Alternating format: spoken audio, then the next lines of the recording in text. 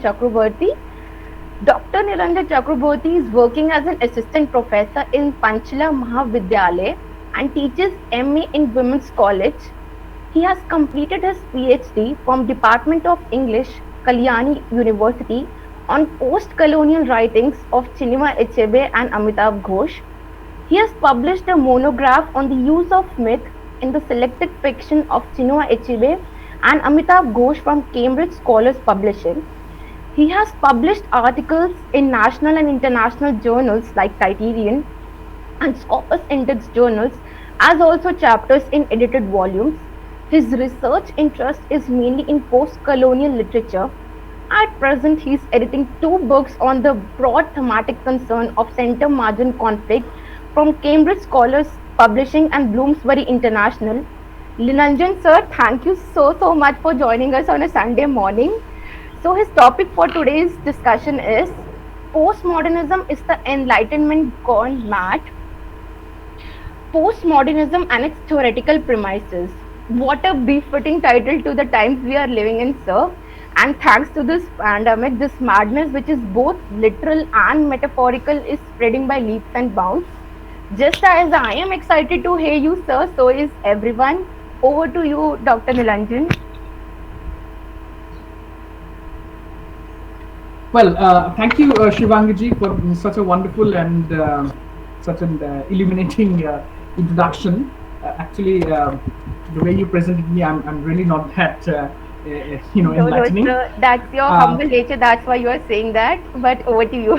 Okay, thank you so much. And I would like to take this opportunity to to give a heartfelt thanks actually to Professor Manu Mangattu, who has already told you that he's a very good friend of mine.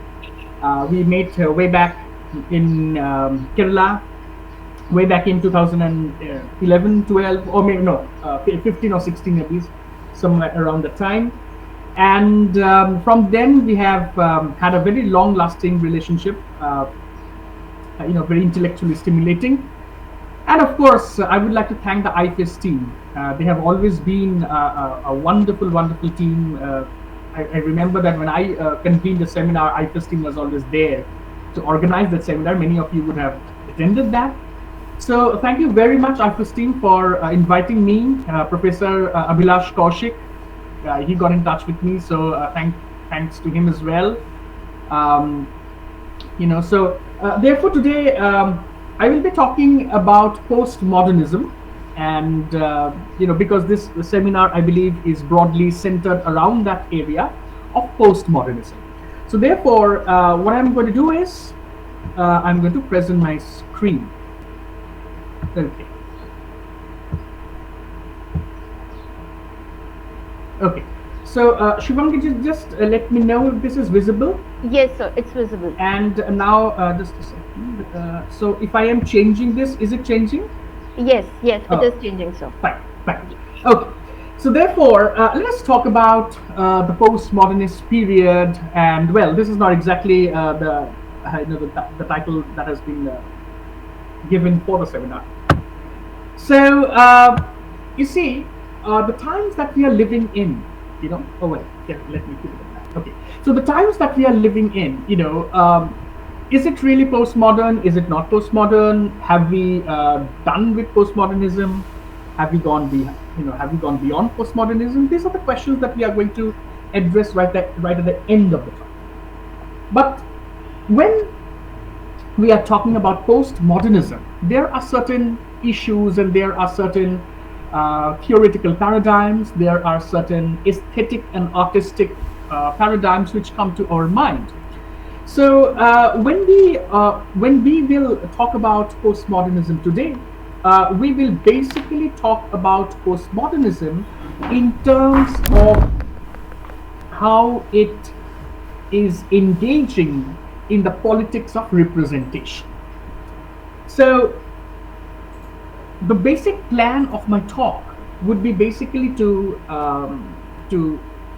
see and to locate how postmodernism is working as an ideology and how postmodernism is working as a paradigm that is deconstructing some of the values which have remained dominant, or which remained dominant in the Eurocentric discourses till the 19th century, or till the first half of the 20th century. So basically, the plan of the lecture, the plan of this particular talk, would be to see how postmodernism is deconstructing the values, the aesthetics, and the representational politics of traditional narratives. So let me come to the first slide, and let us try and see what is the meaning of the word modern. This is a definition that I have taken from Marshall Berman, and the name of the book is All That Is Solid Melts into Air, The Experience of Modernity.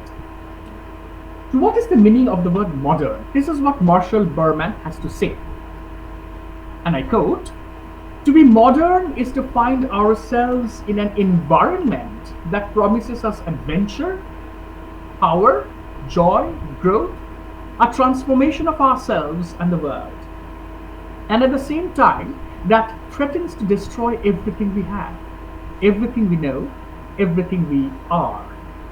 Modern environments and experiences force us all into a maelstrom of perpetual disintegration and renewal, of struggle and contradiction, of ambiguity and anguish. To be modern is to be a part of a universe in which, as Marx said, all that is solid melts into air." Okay, so Marshall Berman's point of view is that modern, by the word modern, what we understand is that there is a simultaneous destruction and a construction going on. That is, the destruction of what is traditional and construction of what is deviant from that tradition. This is something which is very important for us to understand before we go into postmodernism. The epistemology, in fact, the semantic field of the word modern is very important, because we in a very pedestrian manner say that, okay, that person is very modern, and that particular man or that particular woman is very modern, but we do not exactly understand the meaning of the word modern. Modern is essentially to deviate from tradition, and therefore the word modern cannot be located in terms of time. You cannot locate the word modern in the x-axis of time. You cannot say that modern, as a word modern, you cannot say that the concept of the modern exists only in the 21st century. It has always existed. When Shakespeare was writing, he was being very modern, because he was talking about things which others before him did not talk about. Think about that famous sleepwalking scene of Lady Macbeth. Nobody talked about the human mind in the way Shakespeare did, because he delved deep into the disillusionments of the human mind. The next thing that I want to in fact, why only Shakespeare? Think about the Greek masters. Think about the Greek masters. Think about Sophocles. Think about Aeschylus. Think about Homer. They were the first generation of writers who were carrying the light of modernity in the darkness of the human civilization. They were the first ones who showed light to the unenlightened. They are being very modern. So therefore, modern is about deviating from the tradition, and as Marshall Berman points out, modern is to really give rise to a new experience. Okay. So, how did this term postmodernism arrive? What is the genealogy of the term? And then we will move into the more complex issues of postmodernity. So the genealogy of the term goes like this: that in the 1870s, John Watkins Chapman use this particular phrase, art going beyond impressionism is postmodern. This is what John Watkins Chapman had said way back in the 1870s. That is, art, or maybe specifically painting, which goes beyond impressionism is postmodern. So something which is a development from impressionism is postmodern. All right. Rudolf Panwitz, what does he say? He says militaristic and anti-humanist culture in post-war Europe is postmodern. So the anti-humanist culture, that is a culture which is deeply delved into the military, deeply delving into the militaristic culture, that is postmodern. This is what he says in 1970s. It's 1917, and look at the date, 1917. So this is after the First World War, or right in the middle of the First World War, actually, 1917. Bernard Eddings Bell, he says postmodern is anti-religious and anti-authoritarian. Wow, so that's wonderful. This is said in the 1920s. So something which is anti-religious and something which is anti-authoritarian is Bernard Eddings Bell. This is what we are going to analyze in our talk. And Ernest Toynbee, in 1875 onwards, he says postmodern age of Western history. This is what he says in 1954, that from 1875 onwards, postmodernism arrives in Europe, especially in the Western history. So this is the genealogy of the term. So what we can understand is that, quite contrary to what we believe, that postmodernism comes in the 1960s, people have been talking about the postmodern right from the 1870s onwards. No, we have this, we have these blocks in our mind, Okay, so 1870, I know what period is that. That is Victorian period, right? Charles Dickens is writing, Thomas Hardy is writing, the Bronte sisters have just finished their writing. So we have the classic realist model of Victorian period working in the 1870s in Britain. But what we do not realize is that the fissures are already showing. And people are already talking about the term postmodernity or the postmodern right from the 1870s onwards. You see, 1870s, Chapman, Panwitz in 1917, and Eddings Bell in the 1920s. So many years before Derrida published his Of Chromatology, which is popularly known as the watershed time where postmodernism arrives. Well, you have people talking about postmodernism. Okay, now let me just talk about this further and go to my next slide. And therefore, now the issue that we need to discuss is, how do we read this word? How do we represent this word? Postmodernism with a hyphen in it, or postmodernism without any hyphen in it? Remember that when we are talking about postmodernism with a hyphen used in it, we are inscribing, in fact, we are imposing a certain time to it. So what we are doing is, we are putting a certain chronology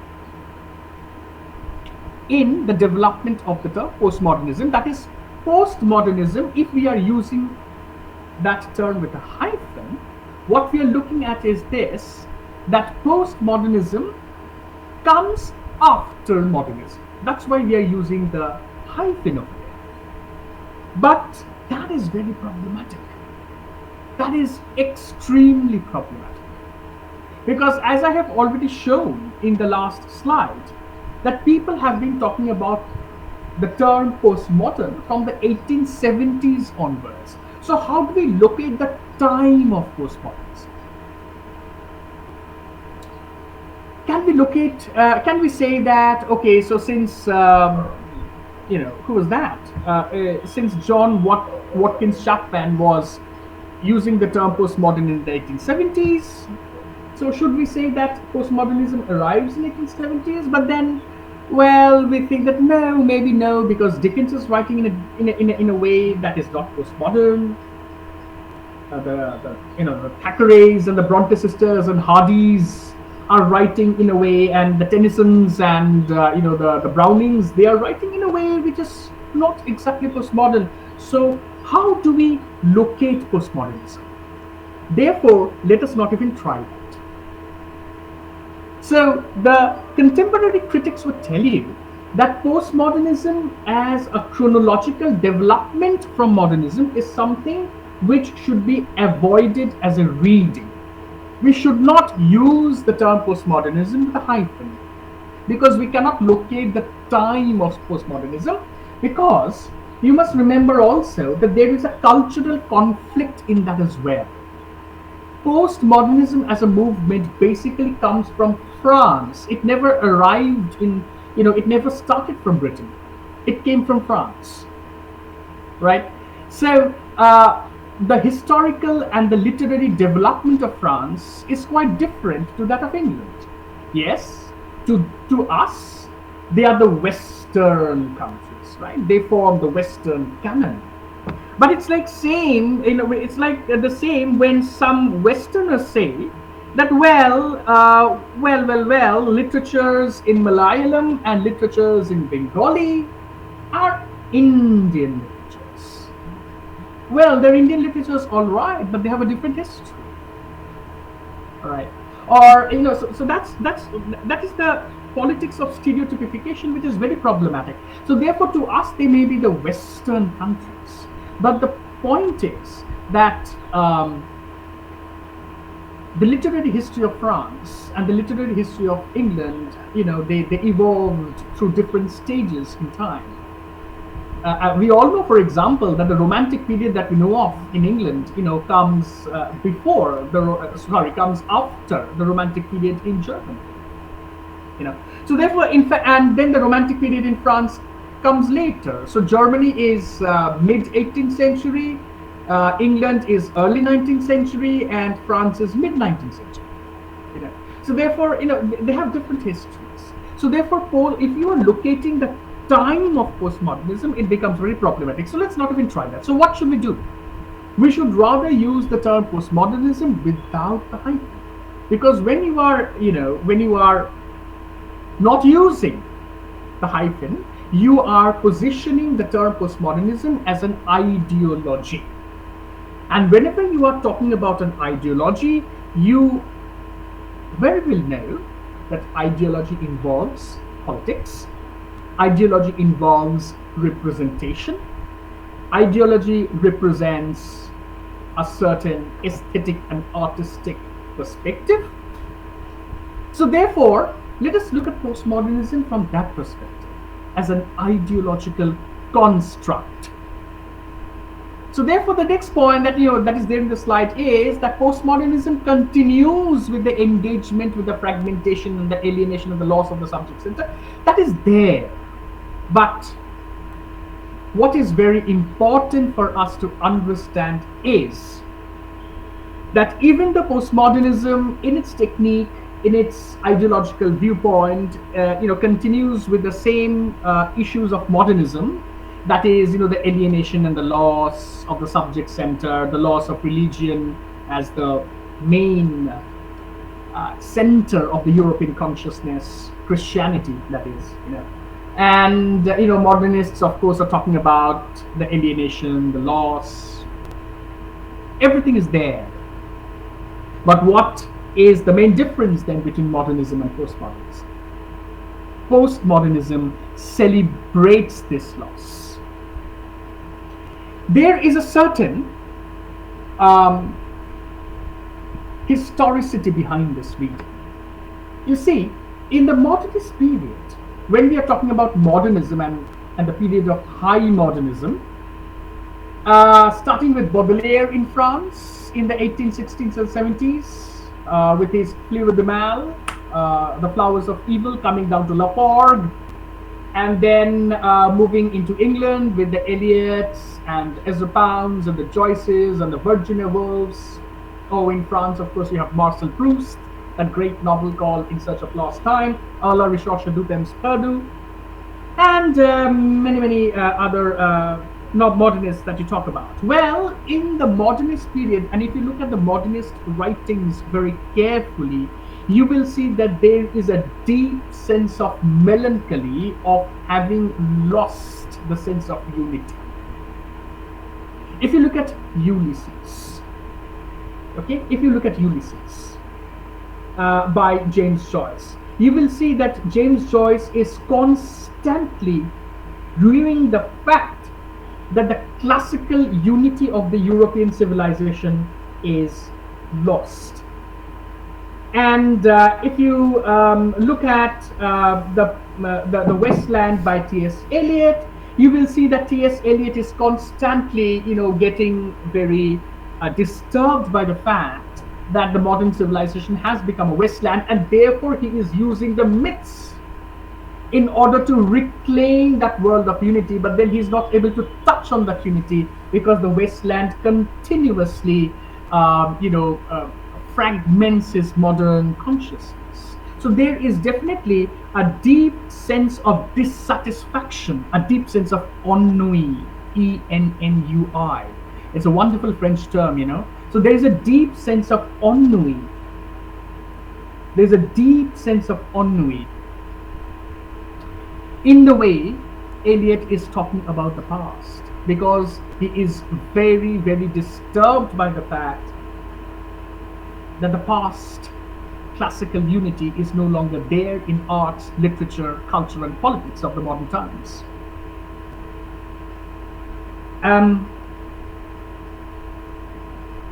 In Ulysses, for example, James Joyce is constantly searching.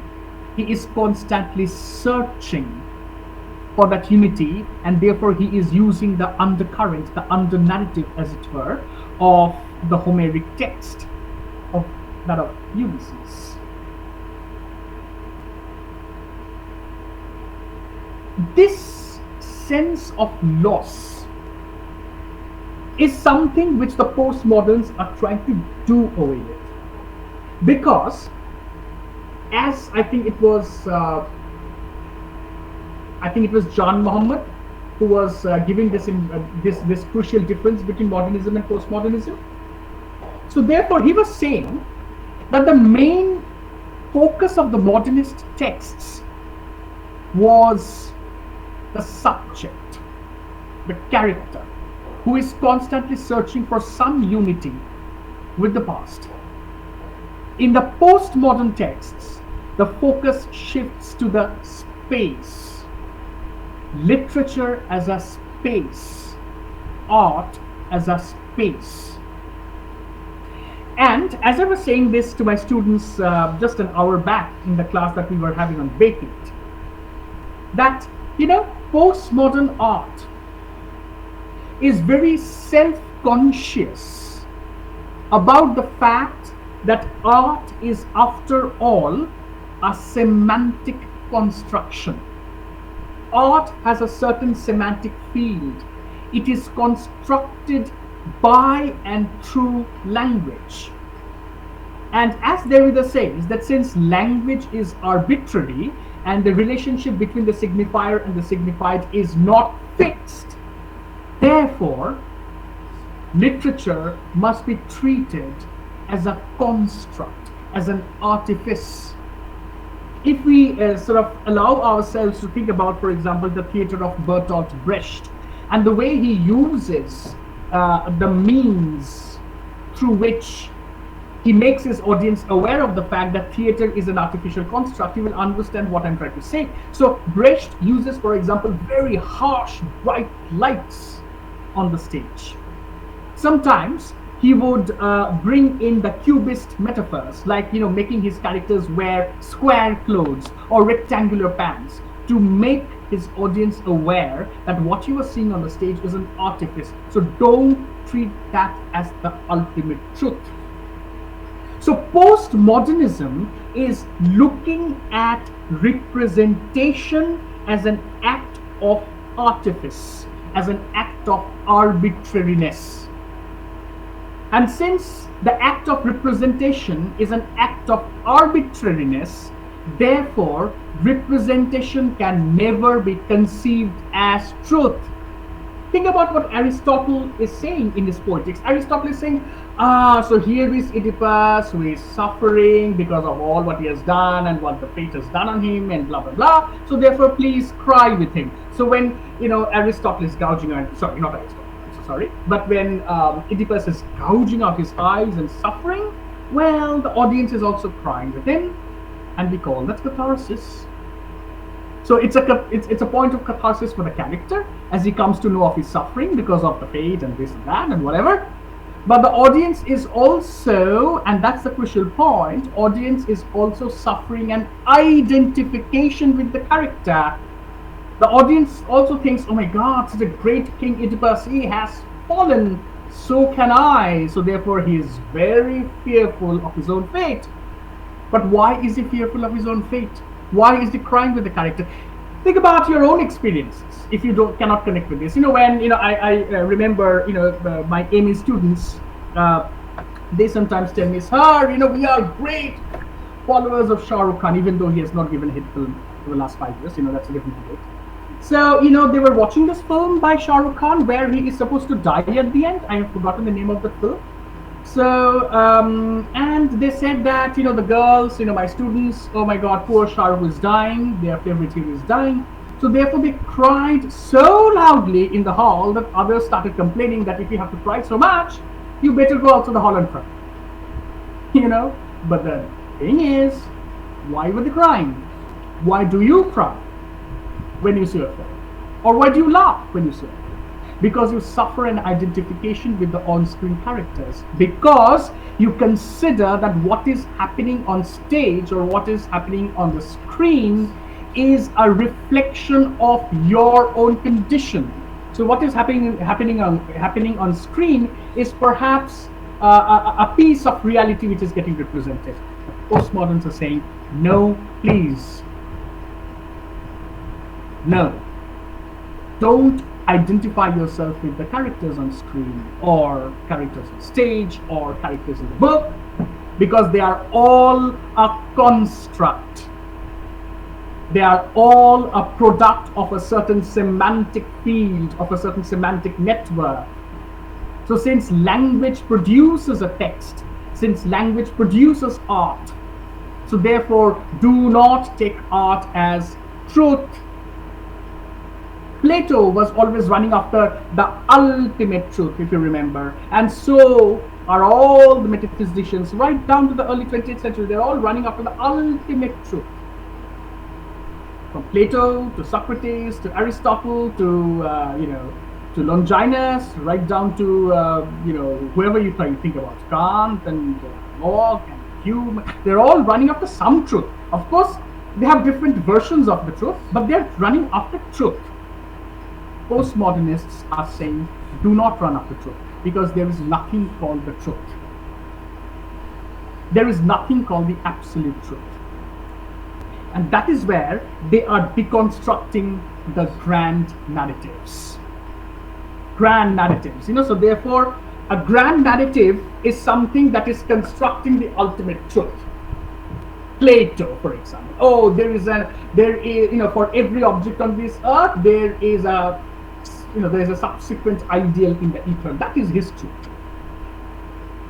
Kant would be saying, okay, so your mind responds to the underlying instincts of nature. That is Kant's truth. Postmodernists are debunking that. Okay, Marx. My dear friend, Manu comes from the state of Kerala, which seems to be the last, state which is still with the Reds, and that is great. Marx. Marx is, essentializing human history and saying that, all human history is about the struggle against the forces of production. Oh, really, Mr. Marx? I think Mr. Marx did not know about the African tribes. He did not know about the Indian society. He did not know about the South American society. He did not know about the Australian aborigines. He did not know about the Fiji islanders. Their history is not about the history of struggle against the forces of production. Marx was essentially talking about the Western European history that has come to a certain climax due to the Industrial Revolution. He was talking about that history, but please, Mr. Marx, don't construct that as the ultimate truth of the world. That is not how it works. And of course, there are. I'm so sorry. There are, of course, other micro histories in Western Europe itself. So therefore, you see, what I'm trying to say is that the postmoderns are very, very suspicious towards the construction of the grand narratives, because the grand narratives posit themselves as an ultimate truth. Let us not do that, so the postmoderns. And therefore, the postmoderns are actually, celebrating the loss of unity. Great! We have lost unity. Wow, celebrate. Have some wine, give a toast. Of course we have lost the unity, but that's wonderful. Because unity leads to grand narratives. Why should we need the grand narratives at all? So if we have lost that unity, wow, let's celebrate. Come on, let's celebrate. And so therefore, the postmodern artists would look at celebrating literature as an artifice. So, when you, for example, when you enter, some of you may be from the eastern part of this country. Many of my students are joining today, I believe. Many of you are from the southern part of the country, many of you from the northern part of the country, western part of the country. Think about the classical music in your own areas. When you are entering a music concert of the classical, when you are entering a concert of classical music, you are supposed to suffer art, okay, with a grim looking face. You have to, nod your head, and you have to really play act as if you are a great appreciator of that kind of turn. But you are thinking to yourself, oh my God, this is so boring. But if you're entering a concert of hard rock, or if you are entering a concert of Arijit Singh or Shreya Ghoshal, and of course Shreya Ghoshal and Arijit Singh are slightly more quote-unquote serious artists. But if you're entering, say, for example, the bands, the concert of the bands, or some hard rock, people will throw you up, and you will come down, and you will have your wine, and you will have your whiskey, and you will have a gala time over there, shouting and whistling and dancing. You're not suffering out over there. But the postmoderns will say, great, do that. Because the postmoderns do not believe in the distinction between high art and low art, because they go away from any truism. The classicals will say, you should always, go back to Plato.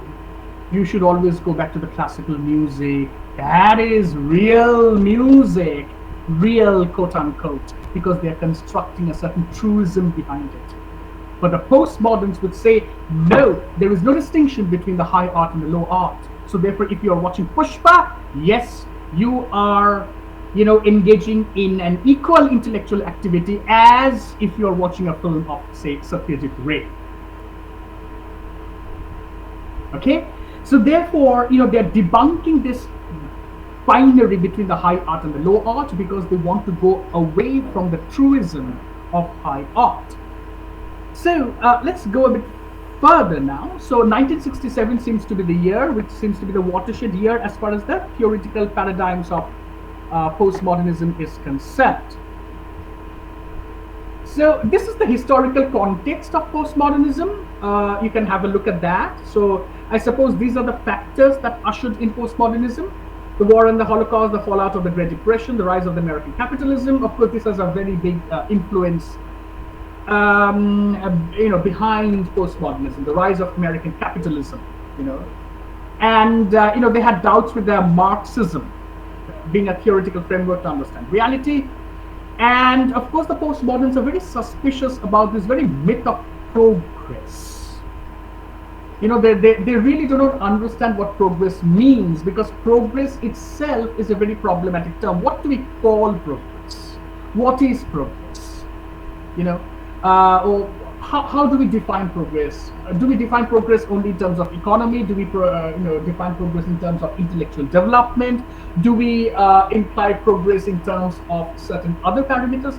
What exactly is progress? Because if Europe has progressed, then why do we have the Holocaust? Why did we produce Hitler? This is the antithesis which the Europeans, the postmoderns, are grappling with, right? So if from Plato to Kant, if Europe has constantly progressed in those 2000 years or so, whatever, Then, as a result of the progress, quote unquote progress, how did Europe produce Hitler?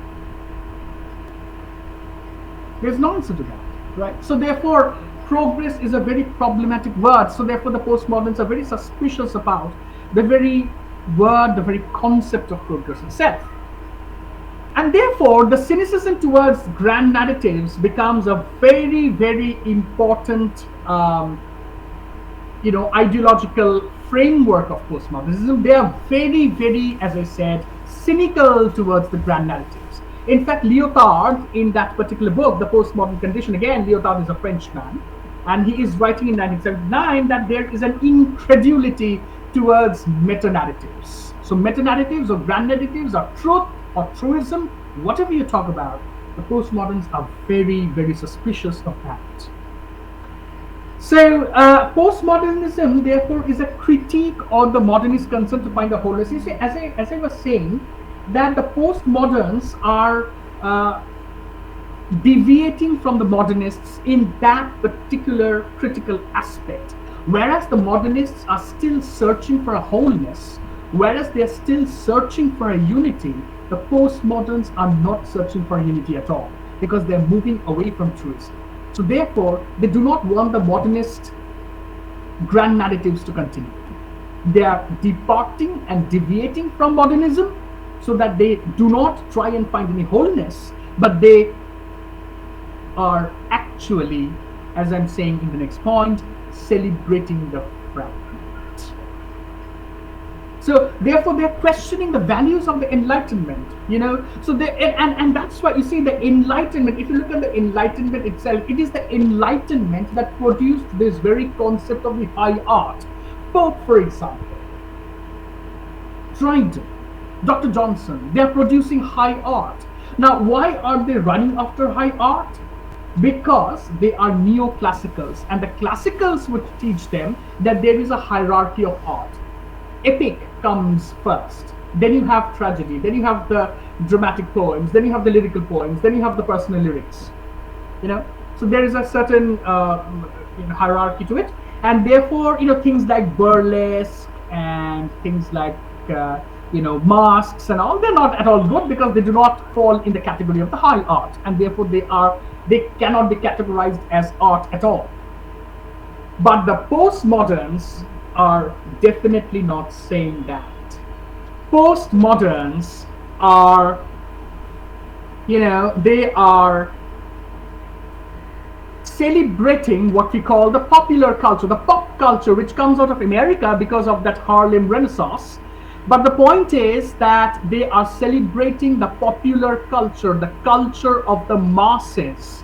Now, there is definitely a criticism behind that as well. I'm not going into that, because our main focus today is postmodernism, and mass art is something which has been criticized and which has been critiqued upon, because there has been a postmodernism, as they say, from the 1990s onwards. But let us focus today purely on postmodernism. So therefore, postmodernism is not delving towards any kind of purity, quote unquote purity. They do not like any concept of purity. They celebrate impurity, because they are celebrating popular culture.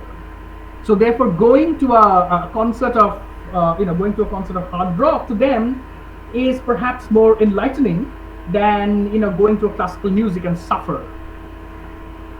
So that's the kind of issue that we are delving. So you see, what I'm trying to say over here is that there is a certain politics of representation, right? The politics of representation, and the politics of representation is this: that the postmoderns are, celebrating. They're celebrating the fragment. They're celebrating the fragments. They're celebrating popular culture. So, coming to Jean-Francois. So now, from now on, what I'm going to do is I'm going to talk about some of the theoreticians. Hopefully in another half an hour or so, we will conclude. Not hopefully, definitely. So Jean, because I have to chair a session at 12, I believe. So Jean-Francois Lyotard His main books are these, okay, Phenomenology and the Discourse Figure, Limited Economy, etc. You know, books. Now, you see, in the condition, postmodern condition, this is, of course, a very important book by Lyotard. What is he saying? He's saying our working hypothesis is that, and this, you know, kind of, reflects itself as a manifesto of postmodernism. So this is what Lyotard is saying. So let's have a look at that. Translated by Geoff Pennington and Brian Massuni. This is what Lyotard says. Our working hypothesis is that the status of knowledge is altered as societies enter what is known as the post-industrial age and cultures. And and enter what is known as the postmodern age. This transition has been underway since at least, I'm sorry, I have sort of, I have a typological error over there. Underway since at least the end of the 1950s. Okay, so therefore Lyotard is of the point of view that the postmodern condition enters its phase from the 1950s onwards because it is a post-industrial age. So therefore this is an age which is coming out of that industrial model of working, and it is entering into a stage where the economy is more driven by human resources rather than the capitalist resources, and therefore the society enters the post-modern age. And this is the definition that Lyotard gives in his postmodern condition. What are the major ideas of Lyotard? So these are the major ideas of Lyotard. Knowledge as narrative, language as games, institutionalized of knowledge, etc. You know, you can read that as I talk about this. Now you see, what Lyotard is basically saying is that knowledge is produced through power. This is something that Foucault is also talking about. If you remember, I heard somebody talk about Foucault in the earlier session. So therefore, knowledge is produced as a narrative, all right? Knowledge is produced as a kind of a power representation. So whoever is in power produces knowledge. Man is powerful. Therefore, man produces knowledge. Women do not produce knowledge. Okay. The capitalists are more powerful. They produce knowledge. All right. The government produces knowledge. The state produces knowledge. So knowledge is therefore produced by and through power, and so therefore knowledge should be treated as a narrative rather than as a truth. Now, those of you who are going towards PhDs and whatever, I don't know how easy it is these days to get into PhDs, or how much money they demand. We are from the earlier generation, but those of you who, crossing these barriers, who want to go into PhD, please, keep this in your head and imprint this in your head, that knowledge is a narrative.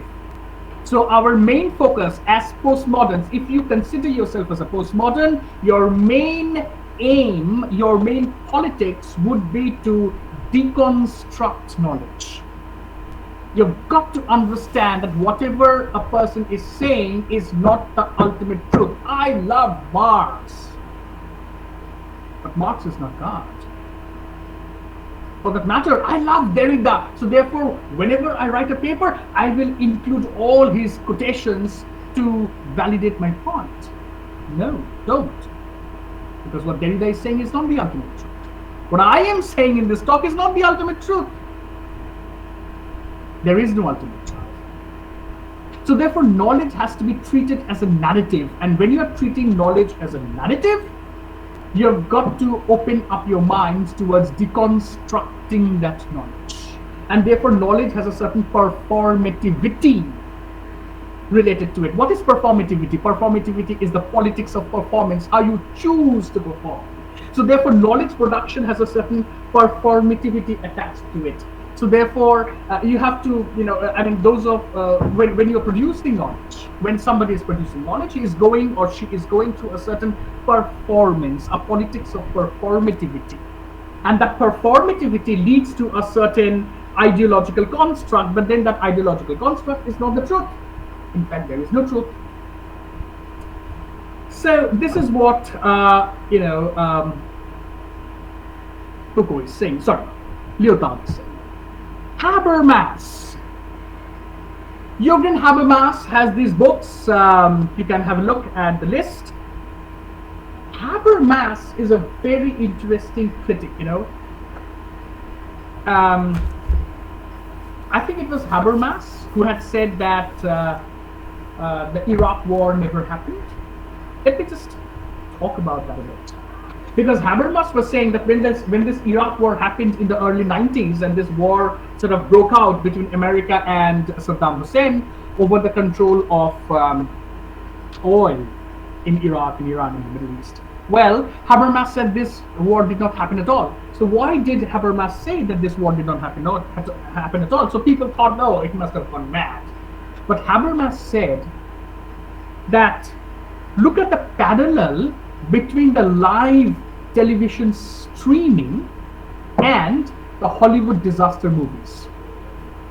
And Habermas would say that, since the Iraq War was perhaps the first televised war on earth, that's how it was kind of projected as. So Habermas was saying that this war was basically fought to create a certain screen image of America. That is, people sitting in India, people sitting in Australia, people sitting in Europe, people sitting in Japan and China and whatever, they would, by looking at this screen, would understand, wow, so America is this powerful, they can bomb in this manner. So you can see those missiles, moving from one corner of the night sky to the other, lightening up the whole sky. And you have this carpet bombings being shown across, shown on the television, and you have these images of the tanks and the army moving into the war zone. And so therefore Habermas is of the point of view that, like the Hollywood disaster movies, this live streaming of the war is also a screen representation. It's a screen representation and screen adaptation to show how America is powerful, or to what extent America is powerful, and therefore this war never happened. So this was not a war per se, but this was a war which was produced on screen. So it's a very interesting take on digital representation as far as Habermas is concerned. Of course, Wittgenstein, I'm not going too much into that. So let's come into this person who happens to be a very favorite of ours, Michel Foucault. And these are his main works. If you want to, I can share my PPT with all of you, no problem at all. Now, these are the major ideas of Foucault. And let us stop over here and look at Foucault for the time being. We all talk about the surveillance model of Foucault and his panopticon and the gaze of the state, etc. But what I want to talk over here is this: that Foucault, as a postmodern, realized that knowledge is discourse. What is discourse? Discourse is hung in the axis of power. I repeat, discourse is hung in the axis of power, which means that discourse is a narrative produced by power. And therefore Foucault says that, think about these things, for example, the very idea of madness. Some people are called mad. And how are they treated? They are put inside some cells, they are put inside some hospitals, and they are subjected to constant surveillance. That is how the abnormal, quote unquote abnormal, is marginalized. And that is the same model that is followed in the society. People who do not fall under what the state considers as normal, what the society considers as normal, are marginalized. Homosexuals are marginalized. Oh my God, they're mad people. Man falling in love with man? No way. How is that possible? Women falling in love with women? Transgenders? Oh my God, they don't even exist. So there is a deep marginalization at the social level towards people who do not conform. Mad people, criminals, homosexuals, women, and so on and so forth. Whatever parameters that you think about. Black people. I'm, at this age, I'm tired of listening to people who said, that girl looks good, despite the fact that they are a little dark, they look good. Okay? I'm so tired of this language. Bengalis around me, they constantly say that, that girl is good looking, you see, because of course a girl has to be good looking. That's the first problem. And then of course is the fact that, despite, underline that, bold it, italicize it, despite the girl is dark, she is still good. Of course, fairness therefore becomes a norm. So, and that of course is a part of our colonial legacy. We all run after the whites. We still do. So therefore the point is that this is how Foucault is basically theorizing on his discourse as something which is produced by power and through power. Okay, so that's what Foucault is doing. So next, this is Jean Baudrillard. Now Baudrillard, these are his books. But this is, sorry, I think it was Baudrillard who was saying the Gulf War did not take place. I'm so sorry, it was not Habermas, but it was Baudrillard. Okay, so therefore please make that necessary correction. Okay, now look at the key concepts of Baudrillard. Now Baudrillard is talking about simulation of reality, or the hyperreal, the simulacra and the simulation, which is one of his major books. I think it was produced in 1981. America 86, so the Gulf War did not take place in 1981. But Habermas was kind of associating with Baudrillard while he was talking about this Gulf War did not take place. So they were actually talking in the same voice, Habermas and Baudrillard. Now here you see Baudrillard is talking about the hyperreal. Basically what I understand of Baudrillard is that Baudrillard is talking about a society which is getting more and more towards the digital culture, towards the simulation of reality. And the simulation of reality becomes the real. Now he takes the example of the Disneyland. Those of you who have not seen Disneyland, I have not seen Disneyland, don't worry. But think about any amusement park in your locality. Any amusement park in your locality. You will understand that those amusement parks are they are modeled on this hyper-real conditioning of reality. That is, you move into the park and then you move into an alternate reality, but then that reality is there right in front of you. And so therefore Baudrillard's contention would be that the entire digital culture that we're talking about now, of course, it is even more. Baudrillard he was talking about the Gulf War did not take place in 1991. That was so many years back, 20 odd years back. Now, of course, think about this. The entire consciousness of ours is approximated and appropriated by hyperreality, because this little device that we have on our hand constructs reality for us each day through Facebook, through Twitter, through Instagram, through WhatsApp and whatnot. So whatever we think about certain things, this political leader has said this, and this businessman has done that, and that particular sportsman has done that. Virat Kohli is failing miserably, and there must be some kind of a huge war in the dressing room of the Indian men's cricket team. Well, all that conceptions are constructed by this device that you have in your hand. It's a simulation of reality. But that is how the simulation of reality becomes the real. So now we don't question what we are seeing on Facebook, which we should, but we don't. We don't question what we are seeing on Facebook. We don't question what we see in the digital culture, in the digital space.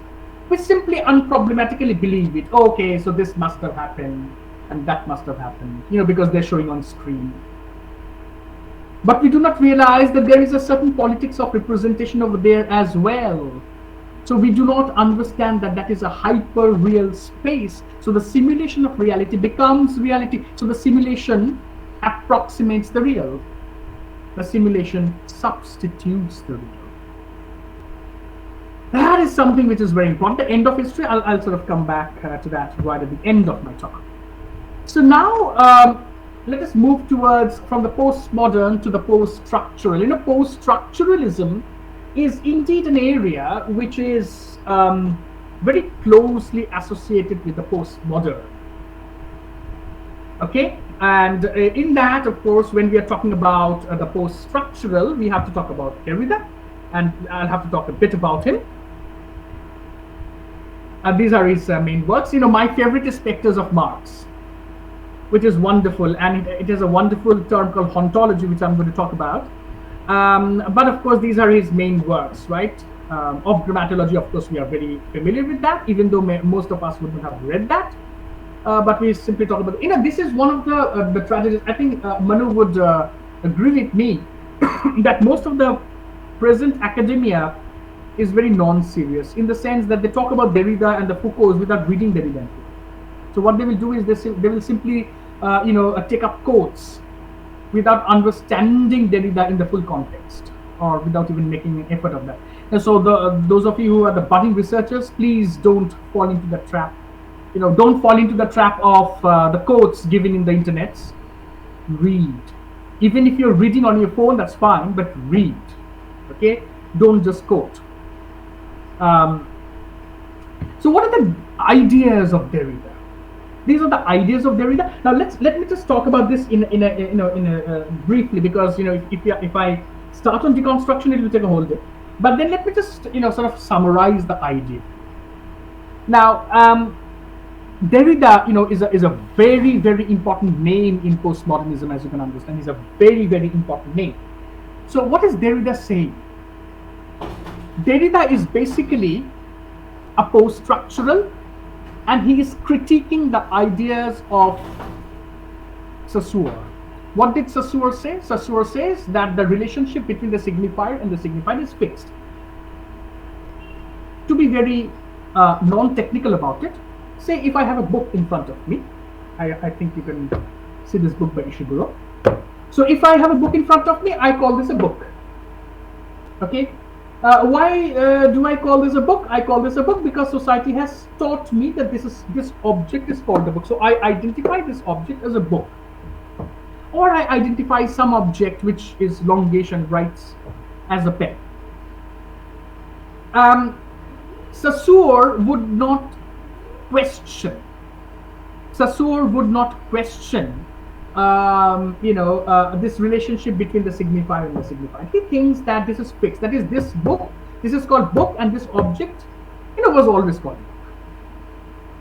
But Derrida would be saying that the relationship between the signifier and the signified is more complex than a fixed relationship, because what I call book has a certain historical genealogy about it. This object has passed through many history. First it was written as a manuscript, then this and that and whatever.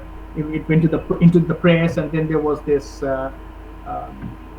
the design of the cover, etc. So therefore, this book would have gone through a lot of historical genealogy before it came down to this particular object. And Derrida is of the point of view that language is something which is non-centered. That is, language is something which is arbitrary. I call this book in English. If you are speaking in Hindi, you will call this kitab. And if you are speaking in Bengali, you will call this boi. Unfortunately, please forgive me, I don't know the Malayalam word for book. But this is how it will be. And then, Derrida would go on further to say that, the signified is the book. But the word book gives rise to many other signifieds. So the word book, if you are, thinking about book, you're thinking about words. If you're thinking about words, you're thinking about thoughts. If you're thinking about thoughts, you're thinking about intellect. If you're thinking about intellect, maybe you can think about Shakespeare, or in the same breath, you can also think about Rabindranath, okay, or Sonu Nigam, or Lata Mangeshkar. So you see, the point that that Derrida is trying to say is that you cannot fix a particular signified to an object, because one signified would lead to the next signified. It is like finding meanings in a dictionary. For word A, you find the meaning B, but for that word B, you can also find the meaning C. For the word C, you can find the meaning D, and it goes on. This is an infinite process. So Derrida says, and this is the main point, Derrida says that meaning is constantly deferred. Meaning is constantly deferred. You can never reach the meaning, because there is no existence of the meaning. There is only a meaning. And from a meaning, you can move on to infinite other meanings. So from one center, you're moving into other centers, infinite other centers. And so therefore, you can never reach at the center of meaning, because the center of meaning does not even exist. So therefore, Derrida is constantly saying that, you've got to constantly, be aware of the fact that language is arbitrary. Language gives rise to multiple and infinite signifieds. So therefore, you've got to celebrate the plurality of language, rather than moving towards one significance of language. This is what Derrida is saying, and that is very postmodern, because postmoderns, as I told you, is not running after grand ideas. So the center is constantly shifting. I think it was Lévi-Strauss who was talking about the floating signifiers. So that's how it is. This is one word, which I am really, obsessed by. This is one word that Derrida introduces in the book called Spectres of Marx, and it's called hauntology, which basically means that not ontology but hauntology. So therefore, Derrida is of the point of view that the ghost of Marx constantly pricks into the European consciousness, especially in the world of European intellectual development. So therefore, no matter how much you go away from Marx, Marx's temporality would always kind of would always kind of enter into your text, which Derrida is kind of disturbed by. And I think Abhilashji was talking about the paradox of the postmodern condition. This is the paradox of the postmodern condition. That this is in fact the word has been used in the English translation by Peter Buse and Andrew Scott. The point is that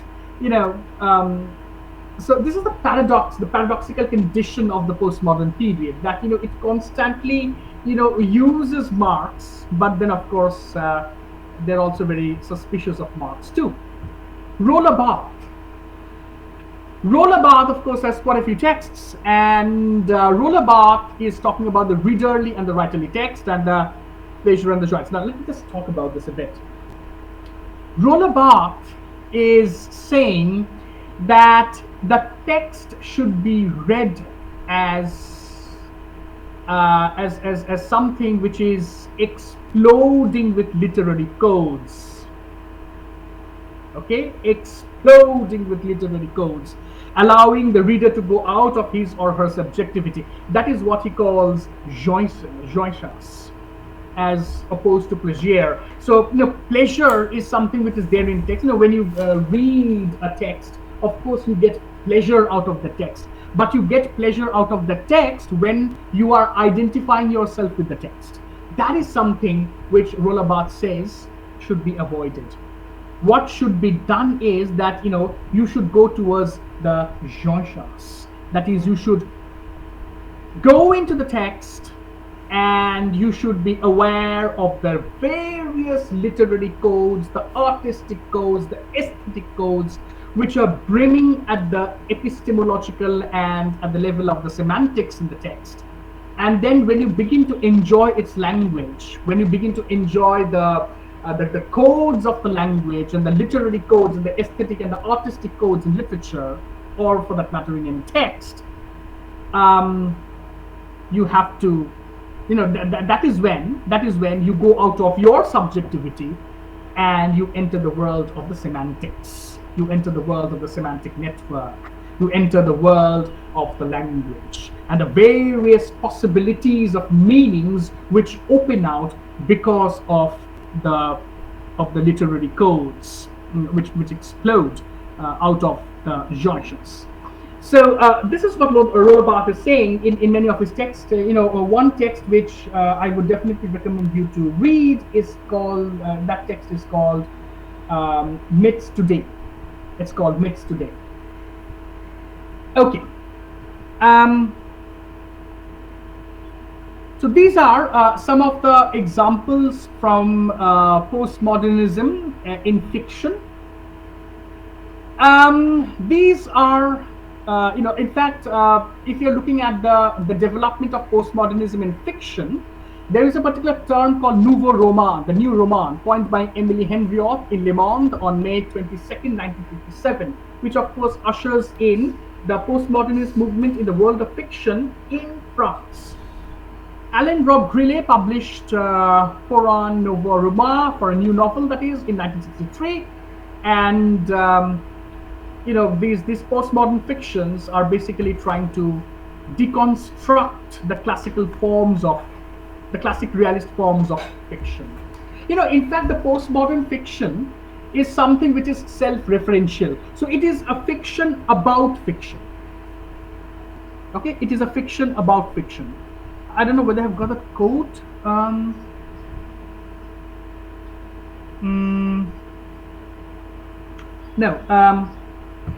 I don't have the quote with me. But if you look at, for example, the beginning of "If on a Winter's Night a Traveler" by Italo Calvino, you will see that Italo Calvino advises the reader to be comfortable.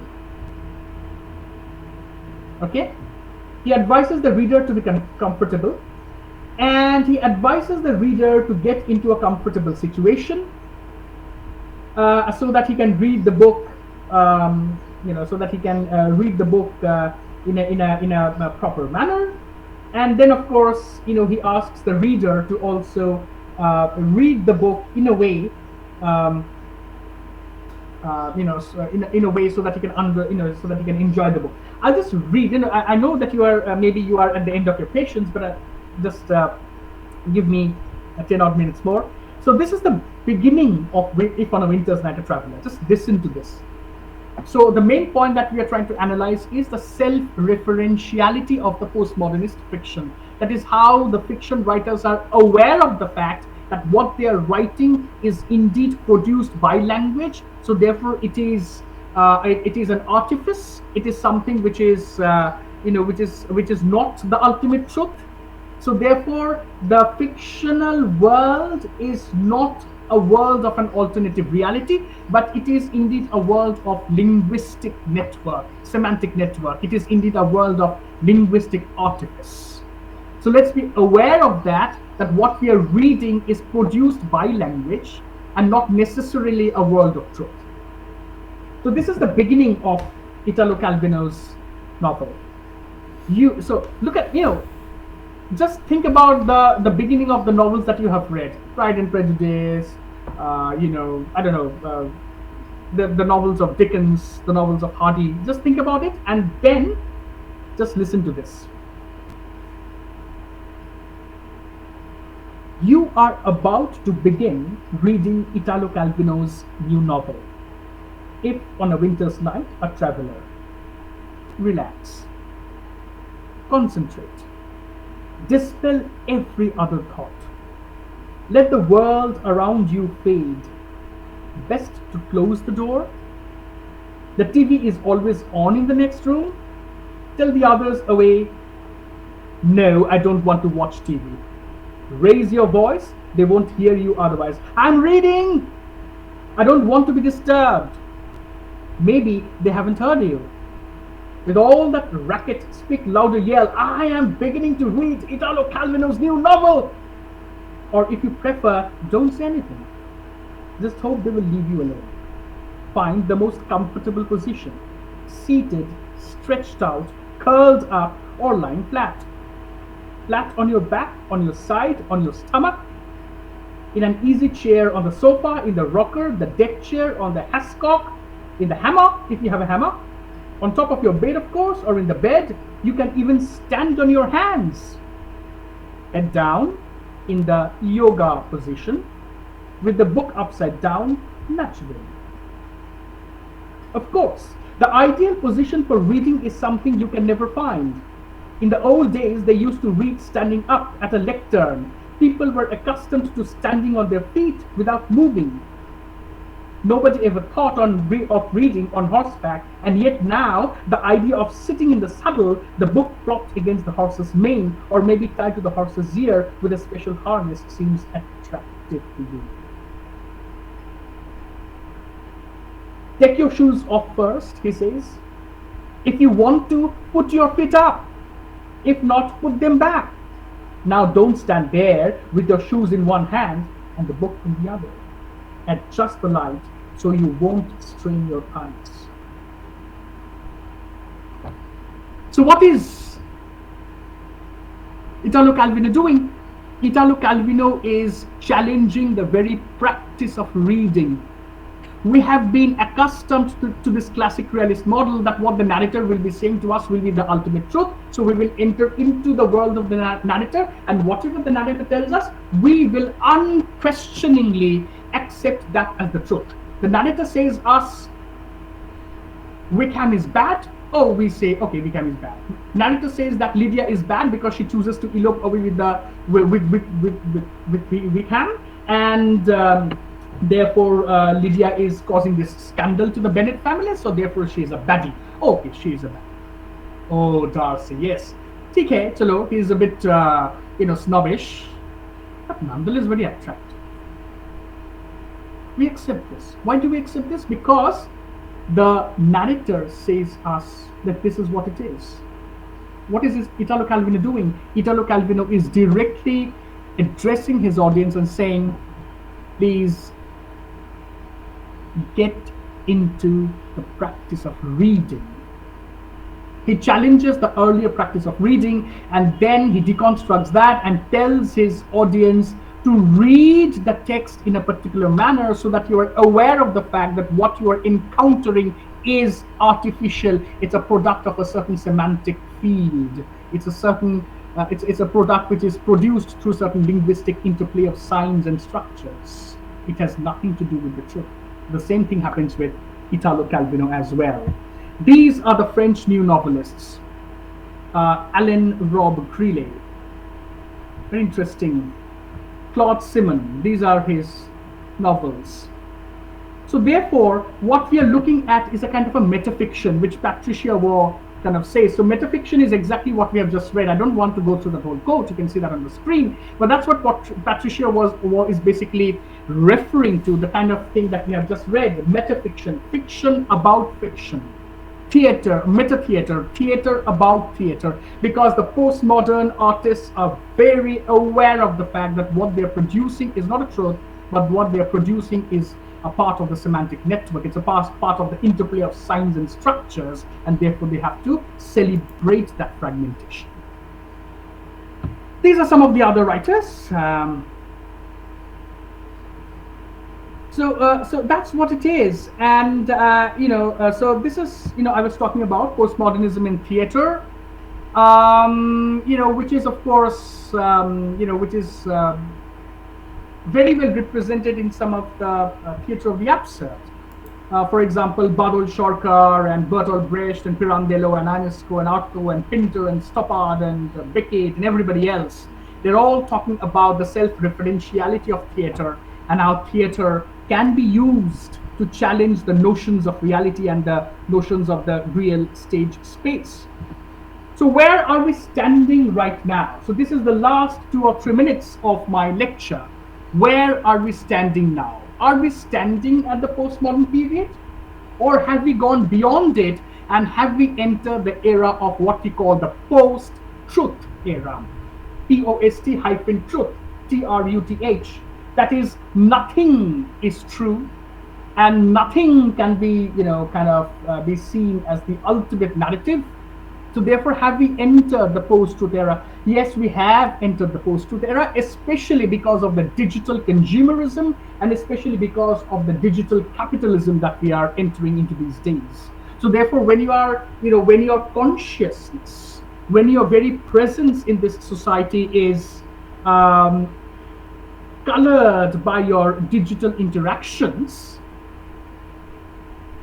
in that scenario, we can really say, in fact, we cannot ever say that what we are seeing is the ultimate truth, because the digital world, the digital capitalism has brought, has brought us together through the cloud storage. In fact, the kind of interaction that we are having now is because of this digital capitalism, right? So we are meeting over the Google Meet, thinking that we are meeting, but maybe we are not meeting, but maybe we are meeting as well. When you are typing something on the Facebook and saying something to your friend, are you meeting your friend or are you not meeting your friend? There is no answer to that. There is no simple answer to that. So therefore, there is a kind of a digital conglomeration of consciousness, something which Deleuze and Guattari talk a lot about these days, especially through their production of what they call the desiring machine. That is production of desire, not through lack but through real productive forces. That is, desire produced through machines, through the digital culture. So when you're opening your Facebook, click, click, click, you have advertisements coming from the garment companies, the ornament companies, this phone and that book, and buy a flat and whatever. And people like me who are obsessed with material things, I get tempted and sometimes buy things only to get chided by my family members, saying that you already have this, so why did you buy this? But that's how it is. So therefore, the desire is produced through real productive forces, the productive forces of the digital culture. This is what Deleuze and Guattari are talking about, the concept of the rhizome. So a rhizome, what is a rhizome according to Deleuze and Guattari? A rhizome ceaselessly establishes connections between semiotic chains, organizations of power and circumstances related to the arts, sciences, and social struggles. A semiotic chain is like a tuber, a tuber that you get as organs of a tree. So a semiotic chain is like a tuber that constantly sort of bloats itself up, agglomerating very diverse acts, not only linguistic but also perceptive, mimetic, gestural, and cognitive. There is no language in itself, nor are there any linguistic universals, only a throng of dialectics, patois, slangs, and specialized languages. So basically what Deleuze and Guattari are saying is that the digital culture has produced a certain language. That language is not necessarily always linguistic, in the sense that the way we think about language, that is not how language is produced by the digital culture, but the digital space has its own language in terms of mimesis, in terms of perceptions, cognitive and gestural. So therefore, you see, there was this app, I remember, and if you put your pictures on that, and if you put a music in that, your still picture will become kind of like an animated video, and then you will be seeing lip syncing to that song. So Manu as well may try that, and he may as well choose to sing a song of, say, which was lip synced by, say, Shah Rukh Khan, and so therefore Manu will become Shah Rukh Khan in 1 second. All right, so his face will be animated and he won't look like Shah Rukh Khan. Manu will look like Manu, but then his lip syncing will be as per that song. So this is how the agglomeration of the mimesis, the cognitive and the perceptive, these areas, what we think about perception, what we think about reality, what we think about cognition, all these things are colored by the digital culture, by the digital language. So what is there in store for us post-humanism? So we are moving beyond the human subject, and we are moving into the world of the artificial intelligence. And that is why we have the disembodiment of subjectivity. So we are not talking about the subjectivity anymore. We are not talking about knowledge and language and cognition and perceptions produced by human voices or produced by human languages, but we are talking about disembodiments. Sorry, we are talking about the subjectivities. We're talking about communications. We're talking about perceptions which are produced by the cyber realities. So therefore we are our language, our perception, our knowledge systems, our cognitive realities, everything is getting everything is getting uh, shaped, and everything is getting constructed by that digital culture. All right. So therefore that is what our times are, basically, I believe. And so therefore we have moved much beyond humanism. And we are in this world of the post-human discourses, where machines and the desiring machines are kind of um, producing our senses of cognition. So I'm really sorry if I have overstayed the time, and that is where I end. And thank you very, very much for inviting me as a resource person. I am deeply, deeply grateful to Shivangiji, to Manuji, to Abhilashji, everyone from the IFEST team. Thank you very, very much. Thank you so much, Nilanjan sir. That was an illuminating session, so to say. And you don't need to say sorry for extending the session. We wish that we could continue further. And I'm really, what intrigued me was you covered every aspect, like postmodernism when it comes to society, postmodernism when it comes to in respect of theater, and postmodernism when it comes to fiction. So you have covered, you have fixed all the dots together and made a new fabric out of it. So thank you so much for such an enlightening session, Nilanjan sir. Now the floor is open for discussion.